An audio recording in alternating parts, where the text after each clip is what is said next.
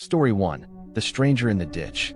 The rain had started just after sunset, a light drizzle at first that painted the streets in a wet sheen under the orange glow of streetlights. But by the time Maya left her workplace at the diner, it had turned into a downpour, sheets of water hammering against the roof so hard she thought it might cave in. She lingered by the door, clutching her coat tighter around her, staring out at the empty parking lot where her car sat under the relentless storm. The neon "Open" sign flickered weakly behind her, but she knew she couldn't stay. She had a 30-mile drive back to her apartment, most of it through back roads and forested stretches. It wasn't the kind of route you wanted to drive on during a storm, but she didn't have much of a choice. Maya pulled her hood up, sprinted to her car, and slid into the driver's seat, slamming the door shut just as thunder cracked overhead. The sound rattled her bones. She shivered, fumbling for the keys with damp fingers. The engine roared to life, headlights cutting through the sheets of rain. For the first 10 miles, nothing existed outside her wipers. The world became a tunnel of water and darkness, broken only by the rhythmic squeak of the blades clearing her windshield. She turned the radio on low, static fighting with a weak country station, just to fill the silence. The road was long, winding, and lined with pine trees that towered like shadowy giants, their tops swaying under the storm. They seemed to lean closer the deeper she drove. The darkness between their trunks hiding shapes her imagination insisted on conjuring. She told herself not to look too closely, to focus on the road. And then she saw him. At first, it was only a faint silhouette, half swallowed by the rain. A man standing in the ditch off the side of Route 19, barely illuminated by her high beams. His clothes clung to him, drenched, his denim jacket a darker shade from the water. His head was bowed, a baseball cap shadowing his face. One hand hung limply at his side, the other stretched upward, thumb jutting stiffly out. A hitchhiker. Maya's stomach tightened. She knew better than to pick up strangers, especially in the middle of nowhere, especially in a storm like this. But her foot eased off the gas anyway. Something about the way he stood there, unmoving, as though he'd been waiting for her specifically, made it impossible to ignore. "Don't," she muttered to herself. "Don't stop. Just keep going." But the car slowed, almost against her will. Her headlights lingered on him, and she finally saw his face. Or rather, the lack of one. The brim of his hat cast such a heavy shadow that his features were swallowed in darkness, except for his eyes, two pale glints that caught the light like animal eyes in the woods. Her pulse spiked. Melissa, her best friend, would have screamed at her for even considering it. "You're insane if you stop. Do you want to be on the news tomorrow?" But Jake, Melissa's brother, who had always been too trusting, would have argued. What if he needs help? What if he's hurt? Maya sat frozen, torn between instinct and guilt. The man hadn't moved. He just stood there, water running off him in rivulets, arms still raised with that stiff, mechanical thumb. She pressed harder on the gas. The car lurched forward, past him, leaving him swallowed in the red glow of her taillights. Her chest ached with the decision, but her gut screamed it was right. She focused on the wet asphalt ahead, refusing to check her rearview mirror. But 2 miles later, her headlights caught another figure. Her hands jerked on the wheel. It was him, standing on the side of the road again, in the exact same stance. Same denim jacket, same cap, same impossible stillness. Her mouth went dry. There was no way. She hadn't taken a turn. The road was straight. She had seen him, passed him. But there he was, as though the road had looped without her knowing, depositing her back at the same ditch. This time she didn't slow. She flew past, gripping the wheel so tightly her knuckles ached. Her wipers squealed, struggling to clear the blur of rain. Lightning split the sky, illuminating the forest around her for the briefest instant. In that flash, she saw the ditch. And the man was already standing there, further down the road, closer than before. Maya's breath hitched. She slammed the locks on her doors and pressed her foot down hard, the car groaning as it pushed against the slick pavement. The radio fizzled into static. She twisted the dial, but every station was nothing but hissing noise, broken only by faint whispers beneath it. Her eyes flicked to the clock. 12:13 a.m. The numbers glowed faintly green. She forced her gaze back to the road, but the trees loomed heavier, their branches clawing into the storm.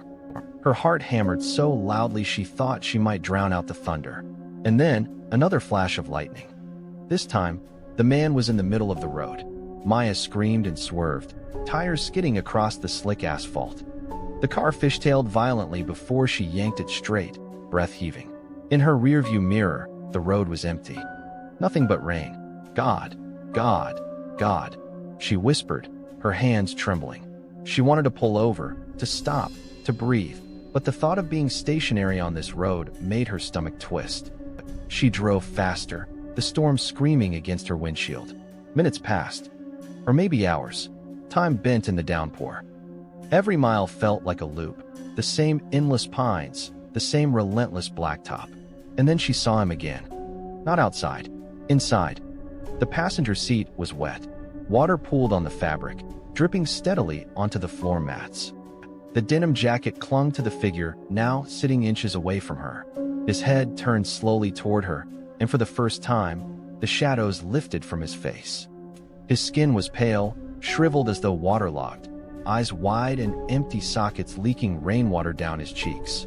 His lips parted, and a hoarse voice croaked out one word: "Help." The car veered. Maya lost control. The world spun, headlights carving dizzy arcs through the storm before the car slammed into the ditch. The impact knocked the air from her lungs. She coughed, dazed, vision blurring. When she turned, the seat beside her was empty, but the water kept dripping. Drip, drip, drip, and from somewhere outside the shattered windshield, through the roar of the storm, she heard it again. That hoarse, broken plea. "Help me." Story 2. The knock at the window. The storm had been forecast all day, but James hadn't thought much of it. September storms were common in the city, sudden bursts that flooded gutters and left the air heavy with the smell of asphalt and ozone. Still, when the first crack of thunder rattled his apartment windows that night, he felt a faint unease settle in his chest. He was alone. The apartment complex was old, 3 floors of thin walls and narrow staircases. His unit, on the top floor, had one advantage: big windows that overlooked the street. Normally, James liked them. He liked watching the glow of neon signs on the corner store across the road, or the blur of passing cars when it rained. But tonight, the storm was so heavy that the world beyond was nothing but shifting shadows and streaks of water. James sat curled on the couch, a book in his lap. The lamp beside him cast a warm circle of light that pushed against the dark corners of the room. The storm roared outside, but inside was still, quiet except for the steady patter of rain against glass. Until he heard it. Tap. Soft, sharp, almost delicate. Tap. James froze, glancing toward the window. At first, he thought it was just the storm. The rain lashed hard enough to sound like fingertips. But then he noticed something. There was a rhythm. Not random. Deliberate. Tap. Pause. Tap. Pause. His mouth went dry. He set the book aside slowly, straining to listen. His apartment was too high up. The 3rd floor. Nothing should be able to reach his window. But the sound came again, louder this time. Tap. Almost impatient, heart thundering to match the storm, James stood. His bare feet sank into the carpet as he crossed the living room. He told himself it was nothing. Just the storm, just his imagination. But some dark part of him needed to look. Needed to know. He reached out and pulled the curtain back. And his stomach lurched. A face. Pressed against the glass. Pale skin leached of all color. Lips thin and almost blue. Hair slick and matted to the skull. But it was the eyes that made James stagger backward. Hollow sockets. Deep and black. As though the storm had washed the pupils away. He gasped, stumbling, his shoulder knocking into the lamp. Light wavered. No. No, that's impossible. He was 3 stories up. There was no ledge, no balcony. Just open air and rain. The face didn't move. It stayed there, inches away, watching him. Tap. Its fingertips struck the glass again, leaving behind a smudge of water. James's breath came quick and shallow. He backed away, nearly tripping over the coffee table. Panic surged through him. He wanted to run, but where? The door? The bedroom? Nowhere felt safe with that thing staring in. Then the lights flickered. For a heartbeat, the apartment was swallowed in darkness. James's heart seized. When the lamps buzzed back to life, the window was empty. The pale face was gone. James clutched the edge of the couch, chest heaving. He told himself it was over. Just his nerves, just the storm. But then he heard it. Drip. He turned his head slowly. Water, pooling on the carpet in the middle of the room. Drip by drip, forming a small, dark puddle. His eyes trailed upward. And there it was. The face. Pressed against the ceiling, upside down, staring straight down at him. James screamed and stumbled back, colliding with the wall. The face grinned then, a slow stretch of lips that revealed nothing but blackness within. Rainwater poured from its hair, soaking into the carpet below. The lights flickered again, dimming. The thing moved, no longer at the ceiling, but clinging to the corner where the wall met the roof, limbs contorted like a spider. It crawled forward, jerky and wrong, its head never turning, always watching him. James bolted for the door. He yanked it open, dashed into the hall, and slammed it shut behind him. His bare feet slapped against the linoleum as he ran for the stairwell. The building smelled of damp wood and mildew, the storm seeping in through every crack. He bounded down the stairs 2 at a time, pulse hammering. He needed out. Needed people, light, anything but that apartment. But when he burst into the lobby, his heart sank. Darkness. The storm had killed the power. The emergency lights glowed weakly, barely illuminating the mailboxes and the locked glass door to the street. Outside, the storm raged, water flooding the gutters, lightning splitting the sky. And then, tap. On the glass of the front door. James froze. His reflection stared back at him, wide-eyed and pale. But just behind it, faintly visible in the darkness outside, was another face. The same face. Hollow-eyed, pressed against the glass. It lifted its hand. Tap. James staggered backward. His chest tightened, lungs burning as though the storm's water was filling them too. He spun and ran toward the stairwell again, but as he reached it, the lights flickered. And in that flicker, he saw the pale figure standing at the top of the stairs, dripping, smiling. The lights died completely. James didn't remember how he got back into his apartment. His memory was just pieces, the slam of doors, the hiss of rain, his own ragged breathing.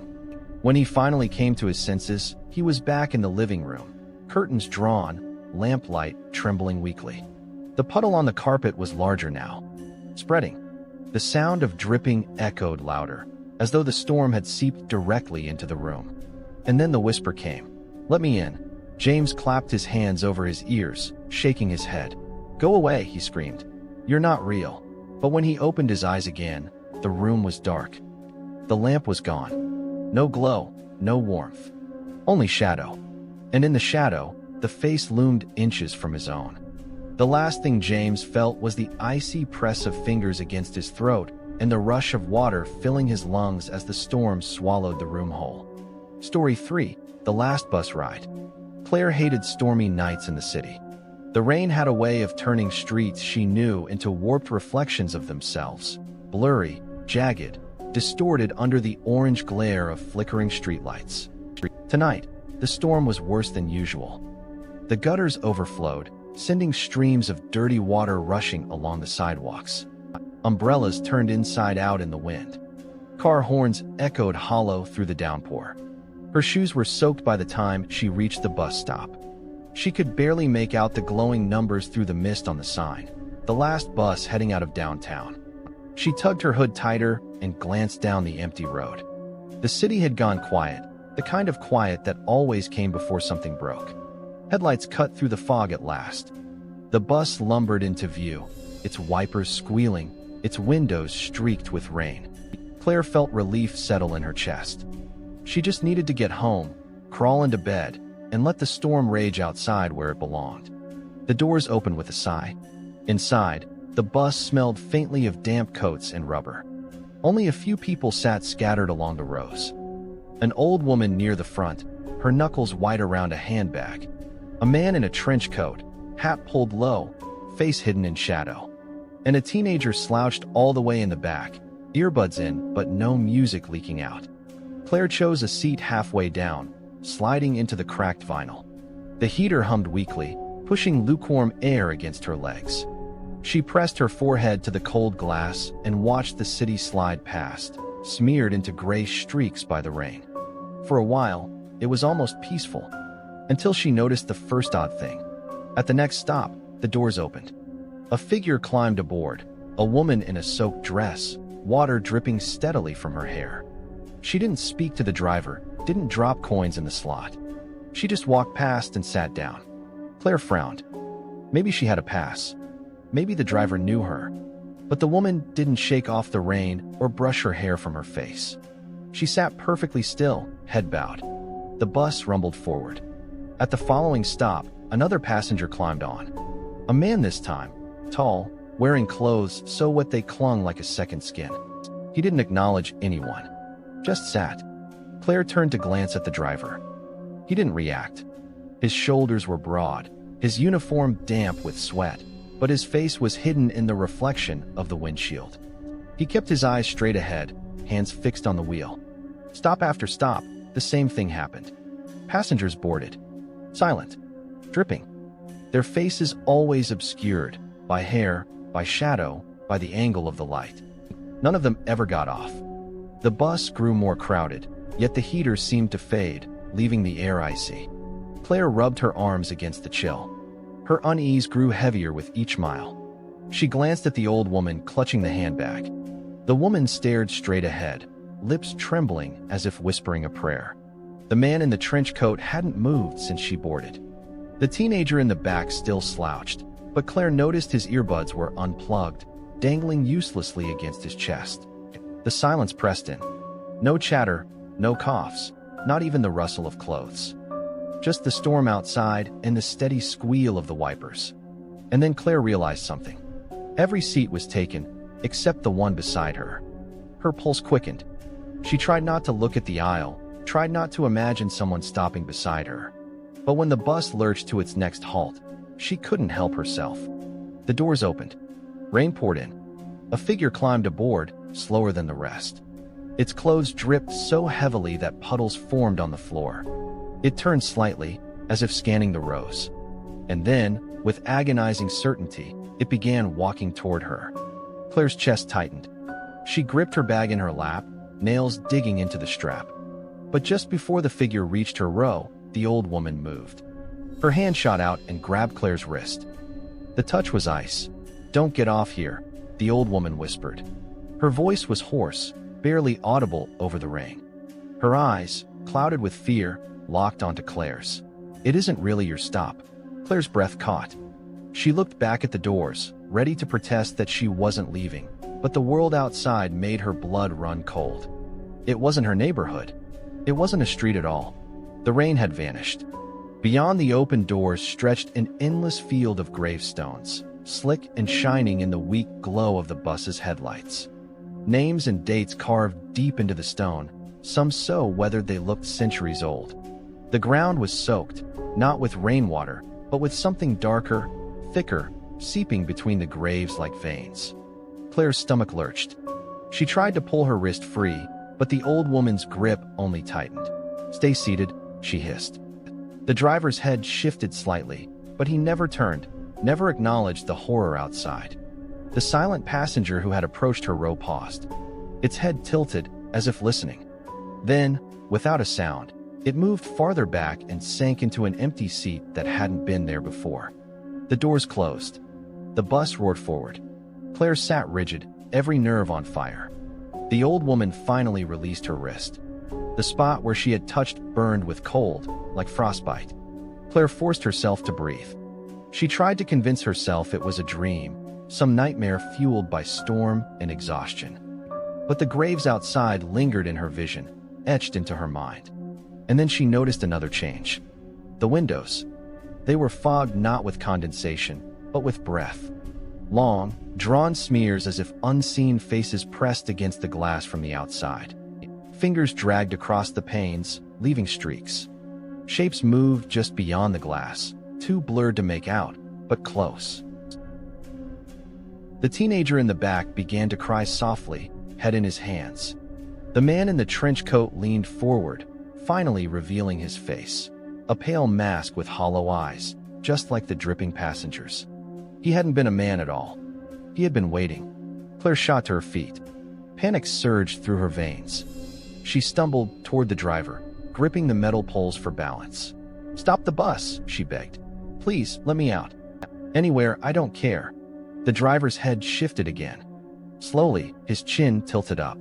In the reflection of the windshield, she saw his face for the first time.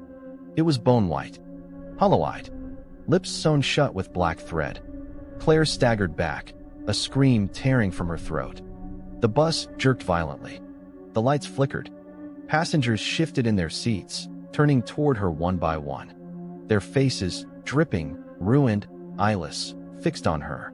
The old woman clutched her handbag tighter, whispering again. "Stay seated," she said. "If you stand too long, they'll notice you." But it was too late. They had noticed.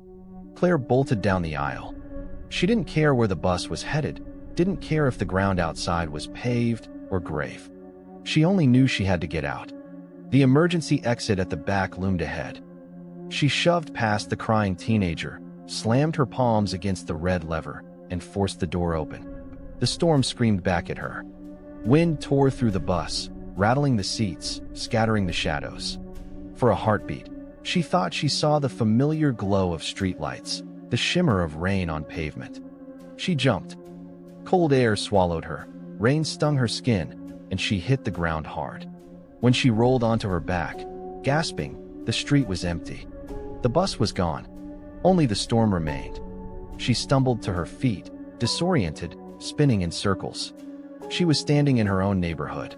The corner store's neon sign flickered across the street. Her apartment building loomed ahead, familiar and solid. Claire pressed a trembling hand to her chest. She was home. She was safe. But when she turned back toward the road, her blood froze. In the puddles at her feet, distorted by the rain, she saw the reflection of the bus idling silently. Rows of pale faces stared back at her through the fogged windows. And in the very last row, by the emergency exit she'd escaped through, the old woman sat clutching her handbag. Watching her,